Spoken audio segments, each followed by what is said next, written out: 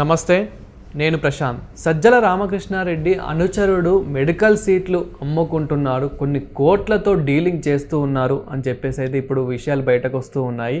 ఇది ఎంతవరకు నిజం? దీని వెనకాల మరి సజ్జల గారి పాత్ర ఎంత ఉంది, వైసీపీ హయాం పాత్ర ఎంత ఉంది అనే విషయాలు అయితే తెలుసుకుందాం. దీని గురించి అయితే మాట్లాడేందుకు ప్రస్తుతం మనతో పాటు సీనియర్ పొలిటికల్ అనలిస్ట్ డివిఎస్ గారు ఉన్నారు. నమస్తే అండి. నమస్తే సార్, సజ్జల గారి అనుచరుడు మెడికల్ సీట్లు అమ్ముకుంటున్నారు ఆంధ్రప్రదేశ్లో అని చెప్పేసి, ఈ డీలింగ్ కూడా కొన్ని కోట్లతో మాట్లాడుకుంటున్నారని చెప్పేసి ఇప్పుడు బయటకు వస్తూ ఉన్నాయి విషయాలు. ఇందులో సజ్జల గారి పాత్ర ఎంత ఉంది, వైసీపీ హయాం పాత్ర ఎంత ఉంది, ఇందులో ఎలా చూడొచ్చు? అంటే ఒక మన్నే సుబ్బారావు అనే అతను తన కొడుకు మెడికల్ సీట్ కోసం సజ్జల అనుచరుడికి 2 కోట్లు డీల్ కుదుర్చుకున్నాడని, పిన్నమనేని ఆ కాలేజీలో అక్కడ మెడికల్ సీట్ ఇప్పిస్తానని 2 కోట్లు డీల్ కుదుర్చుకోవటమే కాదు, 1,20,00,000 వసూలు చేశాడని. అసలు ఒకరోజు 45 లక్షలు సజ్జల కార్యాలయం దగ్గరికి వెళ్ళి ఆ బయట సుబ్బారావు దగ్గర 45 లక్షలు క్యాష్ తీసుకుని లోపలికి వెళ్ళాడని, సజ్జల ఆఫీస్లోకి బయటకు వచ్చి ఇచ్చాడని, సజ్జలకి ఇచ్చాను అని చెప్పినట్లుగా ఇవాళ ఒక కేసు పడిన నేపథ్యంలో మరి మన్నే సుబ్బారావు ఇవాళ ఆ ప్రేమ్చంద్ ఆ దళారి, లేకపోతే నిజంగా సజ్జల రామకృష్ణారెడ్డి సీట్లు అమ్ముకున్నాడా? ఎందుకంటే మొదట 2 కోట్లు డీల్ కుదుర్చుకుని అక్కడ పిన్నమనేని కాలేజీలో సీట్ ఇప్పించలేదు.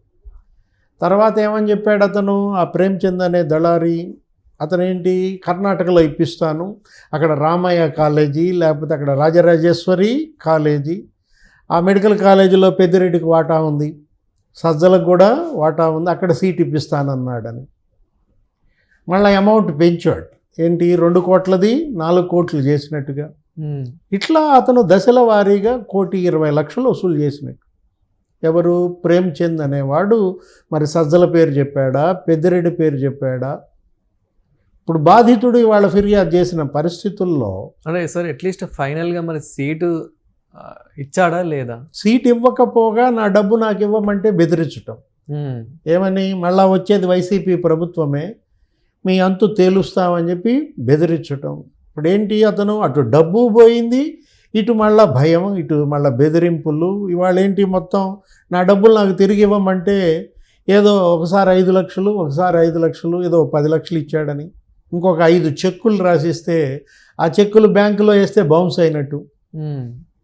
లేదు ఇంకెక్కడో ఇళ్ల స్థలాలు ఉన్నాయి, ఆ ఇళ్ల స్థలాలు నీ పేరు మీద రాస్తానని చెప్పి ఫేక్ సర్టిఫికెట్లు ఇవ్వడం. వెళ్ళి చూస్తే అసలు అక్కడ ఆ ఇళ్ల స్థలాలు లేవు. అంటే ఎన్ని మోసాలు ఇక్కడ జరిగినాయి అంటే, ఒకటి మెడికల్ సీటు అమ్మడం, దానికి డబ్బు తీసుకోవటం, ఆ డబ్బు తిరిగి ఇవ్వకుండా ఈ బోగస్ చెక్కులు ఇవ్వడం, ఆ చెక్కులు బౌన్స్ అయితే మళ్ళా ఇళ్ల స్థలాల డ్రామా, అక్కడ కూడా మళ్ళా ఫేక్ డాక్యుమెంట్స్ పెట్టడం. అంటే అసలు ఆంధ్రప్రదేశ్లో సజ్జల లేకపోతే పెద్దిరెడ్డి ఆయన అనుచరులు ఎన్ని మోసాలకు పాల్పడ్డారు. ఇప్పుడు అందరిలో చర్చ ఏంటంటే, ఇది ఒక సుబ్బారావు బాధేనా, ఇలా ఇంకా ఎన్ని మెడికల్ సీట్లు అమ్ముకున్నారు. 4 కోట్లకి అప్పుడు మరి ఆరోగ్య శాఖ మంత్రిగా మరి విడుదల రజని, సజ్జల రామకృష్ణారెడ్డి ప్రభుత్వ సలహాదారుగా, ఒక పినమనేని కాలేజీలో సీటును 2 కోట్లకు అమ్మారంటే ఇక ఎన్ని కాలేజీల్లో సీట్లు వీళ్ళు అమ్మారు? అప్పట్లో ఏంటంటే రజనీ పైన కూడా ఆరోపణలు ఉన్నాయి. ఆమె మంత్రిగా ఆమె ఏంటి ఒక 150 పీజీ సీట్లు అమ్ముకుందన్నారు. మెడికల్ పీజీ సీటు 5 కోట్లకు అమ్మిందన్నారు. ఆమె అమ్మారా, సజ్జల రామకృష్ణారెడ్డి అమ్మారా? అసలు ఈ ర్యాకెట్ ఏంటి అనేది మనకు అర్థం కాని పరిస్థితి.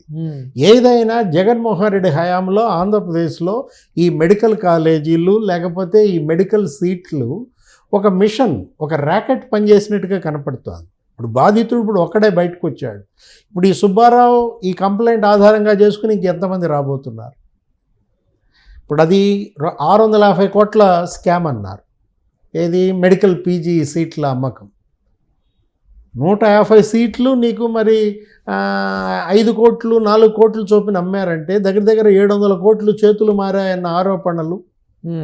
మంత్రి సత్యకుమార్, ఇవాళ వైద్య ఆరోగ్య శాఖ మంత్రి సత్యకుమార్ గతంలో జగన్మోహన్ రెడ్డి హయాంలో వైద్య ఆరోగ్య శాఖలో జరిగిన అవినీతి అక్రమాలపై ఇవాళ విచారణ జరిపించాలి.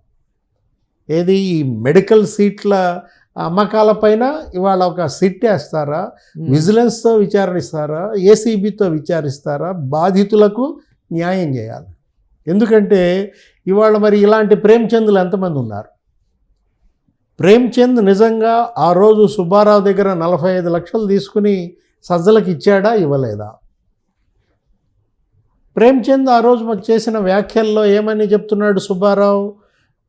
అటు సజ్జల ఇటు ధనుంజయ రెడ్డి వీళ్ళిద్దరూ ఇందులో ఉన్నారని, వాళ్ళిద్దరి ద్వారా తనకున్నటువంటి పలుకుబడితో మెడికల్ సీట్ ఇప్పిస్తానని మరి అతను నమ్మకం కల్పించటం. 1,20,00,000 అతను నష్టపోయాడు. ఎవరు? సుబ్బారావు. ఇప్పుడు ఆ సుబ్బారావుకి న్యాయం చేయాలి, అతని డబ్బులు తిరిగి ఇప్పించాలి. ఇలాంటి ప్రేమ్చంద్లు ఇంకెంతమంది ఉన్నారో దానిపైన విచారణ చేయాలి, బాధితులందరికీ న్యాయం చేయాలి. రజనీ మంత్రిగా, లేకపోతే సజ్జల రామకృష్ణారెడ్డి ప్రభుత్వ సలహాదారుగా వైద్య ఆరోగ్య శాఖలో ఎన్ని అవకతవకలు జరిగాయి, ఎన్ని అవినీతి కుంభకోణాలకి పాల్పడ్డారు, ఇలాంటి సీట్లు ఎన్ని అమ్ముకున్నారు. అదేవిధంగా ఇప్పుడు ఇతను మనీ అడిగితే ఆ చెక్ బౌన్స్ అయినందుకు కూడా కేసు పెట్టొచ్చు. అదేవిధంగా ఇండ్ల స్థలాలు అన్నారు, ఆ ఇండ్ల స్థలాలు కూడా ఫేక్ డాక్యుమెంట్స్, దాని పరంగా కూడా కేసు నమోదు చేయొచ్చు. సో ఇలా ఎన్నో కేసులు అయితే వీళ్ళ మీద పెట్టొచ్చు. అంటే ఇప్పుడు అసలు పెద్దిరెడ్డి పాత్ర ఏంటి? ఇప్పుడు సజ్జల పేరు చెప్పి ఇన్ని వసూలు చేసినప్పుడు ఇంకా పెద్దిరెడ్డి పేరు చెప్పి ఇంకెన్ని వసూళ్ళకి పాల్పడ్డారు. ఏది? పెద్దిరెడ్డి రామచంద్రారెడ్డికి రామయ్య మెడికల్ కాలేజీలో వాటా ఉందా? పెద్దిరెడ్డి రామచంద్రారెడ్డికి రాజరాజేశ్వరి మెడికల్ కాలేజీలో వాటా ఉందా?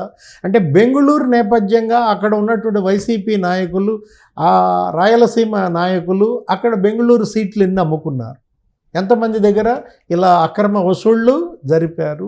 వీటన్నిటిపైన మరి ఉన్నత స్థాయి విచారణ జరిపితే తప్ప నీకు నిజానిజాలు వెలుగులోకి రావు.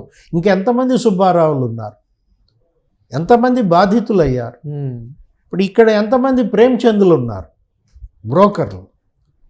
ఒక్క ప్రేమ్చందే మరి సుబ్బారావు దగ్గర 1,20,00,000 వసూలు చేశాడంటే, ఒక మెడికల్ సీట్ అడ్డం పెట్టుకుని 4 కోట్లకి మరి అసలు ఇంకా వసూలు చేయాలని ప్లాన్లు వేశారంటే, ఏ విధంగా జగన్మోహన్ రెడ్డి హయాంలో ఈ దళారులు చెలరేగిపోయారు. సజ్జల రామకృష్ణారెడ్డి పాత్ర ఏంటి, పెద్దిరెడ్డి రామచంద్రారెడ్డి పాత్ర ఏంటి, అసలు మంత్రిగా పనిచేసిన విడుదల రజని, ఆమె అక్రమ వసూళ్ల పరిస్థితి ఏంటి? రజని గతంలో ఆమె చిలకలూరుపేట ఎమ్మెల్యేగా ఆమె పైన అనేక ఆరోపణలు ఉన్నాయి. ఏది? ఆ స్టోన్ క్రషర్స్ దగ్గర ఆమె మరి దగ్గర 10 కోట్లు డిమాండ్ చేసిందని, శ్రీనివాస స్టోన్ క్రషర్స్ అనే వాళ్ళు ఏంటి, వాళ్ళు దగ్గర 2 కోట్లు ఏమో వాళ్ళు ఇచ్చారని, ఇంకొక 10 లక్షలు మరి వాళ్ళ తమ్ముడు వాళ్ళ మరిది గోపికి ఇచ్చారని అతను కూడా అరెస్ట్ చేశారు. ఎవరు? విడుదల గోపి. అసలు ఆమె పిఏల పైన కూడా ఈ అక్రమ వసూళ్ల ఆరోపణలు ఉన్నాయి. ఎవరు?